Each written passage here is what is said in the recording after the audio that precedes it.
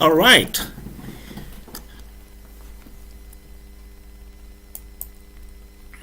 So, welcome to today's session.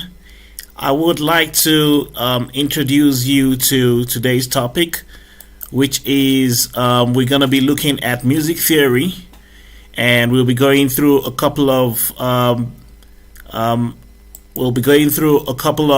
discussions, which I believe is relevant to the music theory that we need to cover today. So, without further ado, allow me to take you through the topic of today.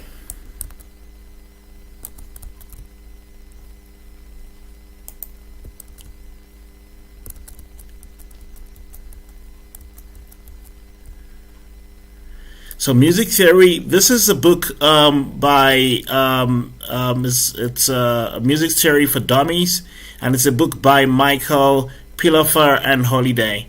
So basically, we are going to be looking at it's a Riley publishing book, and we're just going to be looking at chapter 2. Chapter 1 is a little bit on the side of chapter 1 is more or less an introduction. And we won't be covering that. As you can see, it all talks about the introduction, keeping up the beats, and that's about rhythms. Rhythms is more about how to play according to a specific pace and time. So there must be a lot of timing when you're actually playing the music notes. So it's very important to understand how what it means to to count out of your notes. We're going to be looking at that now.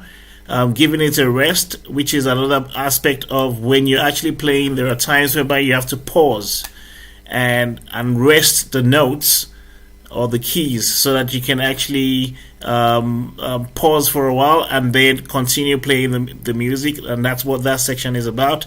And then we're looking at time signatures, and that will be more or less how much timing that you will have to do when you're actually playing. Then naturalizing the beat, and also tempo and dynamics. So we'll be covering a little bit of part 1 in from chapters 2 all the way to 6. So without further ado, let us get into the meat of today's topic.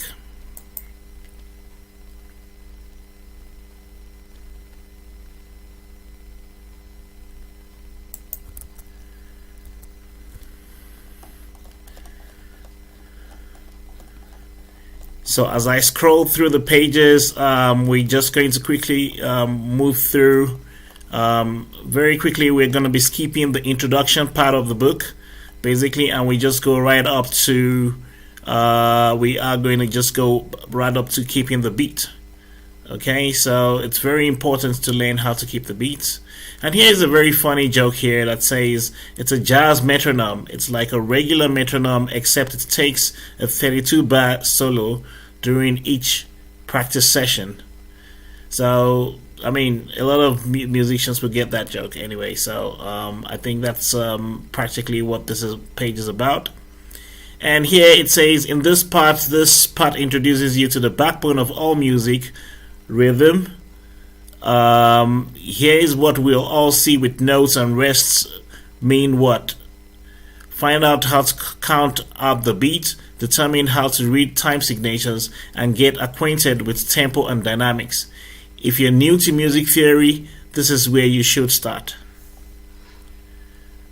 So we are going to be skipping the first part there of the music theory. I presume if you have a copy of that book, you can obviously read through it. It's just a little bit about the history of music theory, basically. So on chapter 2, we are looking at counting the notes, and we're going to be understanding what is the rhythm, what are the beats, what is the tempo, and what are note values. We're going to be counting and clapping out the notes, and we're also going to be getting to note ties and dotted notes, mixing up note types and counting them out. So, let's sum this up. A rhythm is a pattern of regular or irregular pulses in music, And a beat is a series of repeated consistent pulsations of time that divide time into equal lengths. Each pulsation is also called a beat. And then what is a tempo? A tempo is the rate or speed of the beat. Okay? And what is a note? A note is a notation that tells the performer how long and how often to play a certain musical pitch within the beat. Okay? And then obviously we're going to be looking at notes and their note values, understanding the big picture.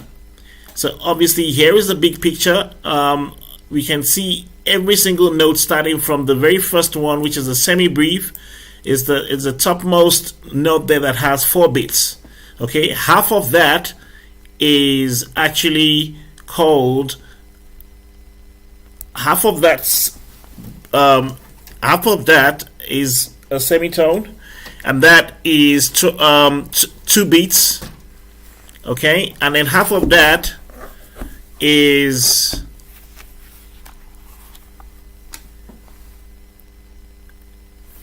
so half of that is another one called the quartet.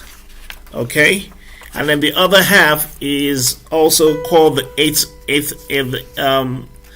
called the 8th note, which is an octave. All right, and then the other half of it is called a 16th note, and that is the 16th note is semiquaver. All right, and then you've got the next one, which is this one here, and that is that would be 4 semi-quartets basically, which means it's 1 beat. Okay, so looking at this, you got 4 beats, half of that 2 beats. Look at this, half of this is 1 beat, half of this is half a beat, and then this is a quarter beat.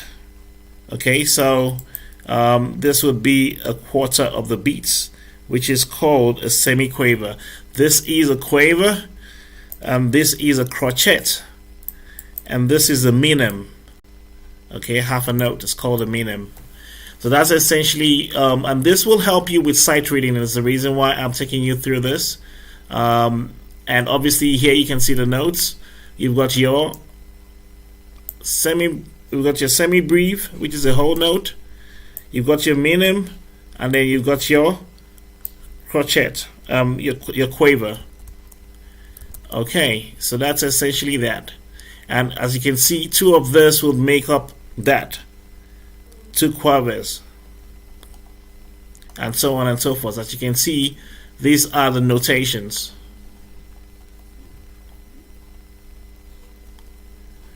So thank you very much for today's session.